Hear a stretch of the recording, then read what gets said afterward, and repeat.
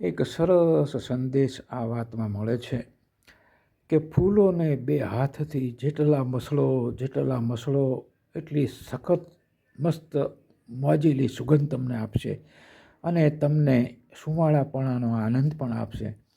એવી જ સજ્જન માણસો સાથે તમે પ્રીતિ રાખો, એની સાથે બેસો, મીઠી વાતો કરો, એનું સાંભળો તો ખરેખર તમને આવો જ આનંદ આવશે.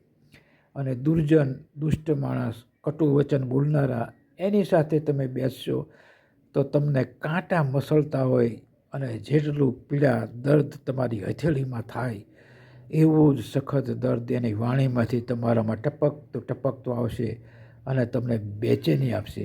જ્યારે ફૂલોને ઘસશો તો સુંવાળતા અને આનંદ આપશે, અને દુર્જન અને કટુ વચન બોલનારાના વચનો સાંભળશો, એની વાતો સાંભળશો તો તમને ખરેખર દુઃખ આપશે. આ બેમાં આટલો ફેર છે. અસ્તુ.